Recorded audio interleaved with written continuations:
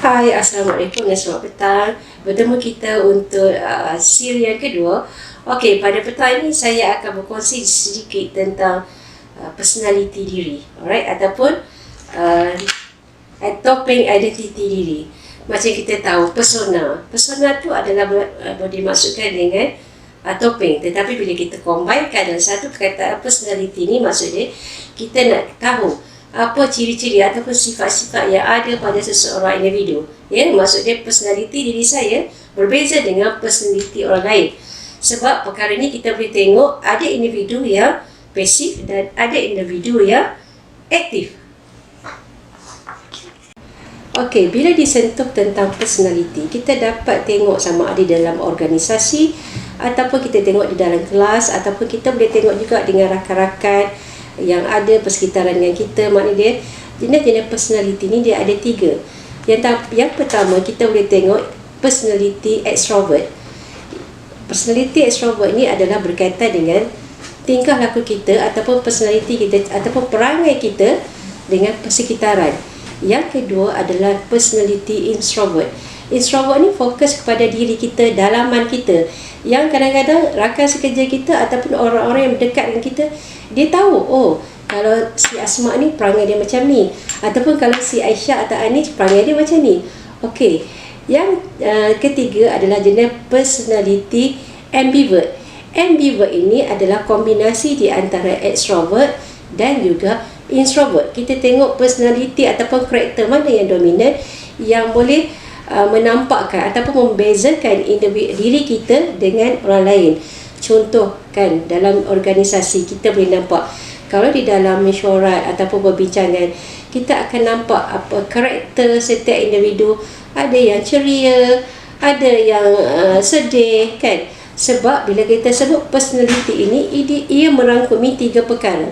Itu macam mana cara untuk kita berfikir, macam mana cara untuk kita bertingkah laku, kerana ia akan menghasilkan emosi kita. Kalau kita berfikir, maknanya dia hari tu happy, seronok, so tingkah laku kita akan menunjukkan kita akan merasa happy, macam gelak kan, senyum, alright. Dan emosi kita akan menyebabkan orang sendiri nampak kita akan rasa seronok. Tetapi maknanya bila peribadi kita ataupun karakter kita sedih, alright, dia akan, bila kita berfikir tentang sedih ni, kita akan tengok muka kita akan masam. Jadi orang nak tegur kita pun orang tak berani kan. Sebab kadang-kadang kita tengok manusia ni ada hari emosi dia stabil, ada hari emosi dia tidak stabil. Sebab itu ada 3 perkara ini, sama ada dari segi kognitif, pemikiran dia, tingkah laku dia, emosi dia, ini berlaku secara serentak, yang kita boleh nampak karakter individu sama ada dia marah ataupun sebaliknya. Okey, macam mana cara untuk kita nak tahu tentang diri kita, ataupun macam mana cara untuk kita nak kenal diri kita? Jangan risau, jangan takut.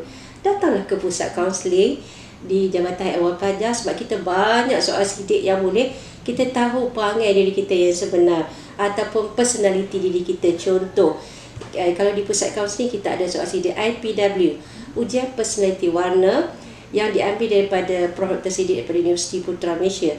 Kalau dalam IPW ataupun ujian personality warna ni difokus kepada 4 warna ya. Pertama iaitu warna emas, yang kedua itu warna hijau, yang ketiga biru, dan yang keempat adalah jingga.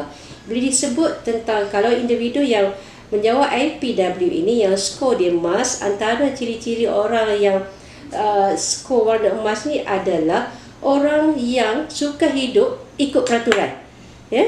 Contohnya dari segi pemikiran dia ni sistematik. Kalau buat kerja tu kemas ya, meja dia tak boleh berselerak. Kalau dari segi tulisan dia tu, dia tak ada sengit-sengit, tak ada erot-erot. Alright. Kalau individu tersebut pula skor warna hijau, orang hijau ni dia lebih kepada berfikir, banyak pemikir, maknanya dia nak tahu tentang sesuatu perkara.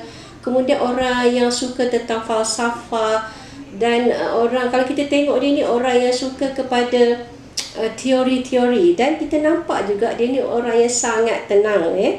And then kalau kita skor pula yang warna biru, biru ni macam kaunselor lah, kaunselor, cikgu. Kita nampak orang ni dia rasa tenang, maksud dia orang yang romantis. And then dari segi hubungan sosial dia, hubungan dia dengan masyarakat dia seorang yang peramah, suka senyum, suka tolong orang kan. And then satu lagi warna jingga. Kalau individu tersebut dia jawab IPW, dia skor warna jingga. Jingga ni adalah orang yang suka kepada kebebasan ataupun dia suka kepada benda yang cabaran. Contoh naik gunung, berbasikal. Dia ni orang yang lebih bersemangat dan seronok dengan aktiviti yang lasak. Alright? Itu maknanya semua benda tu kalau IPW ke ujian personality sidik ke ataupun ujian gaya bercinta, semua tu alat ukur tersebut ataupun soal sidik berikut boleh dibuat di Pusat Kaunseling Universiti Utara Malaysia. Akhir kata daripada saya adalah personality yang baik boleh melahirkan individu yang berkualiti, yang cemerlang di dunia dan di akhirat. Okey, sebelum kita berpisah, saya ingin bawakan satu pantun. Pulau Pandan jauh ke tengah, gunung Daik bercabang 3, hancur badan di kandung tanah, budi yang baik dikenang juga. Sekian, Assalamualaikum warahmatullahi taala wabarakatuh. Terima kasih.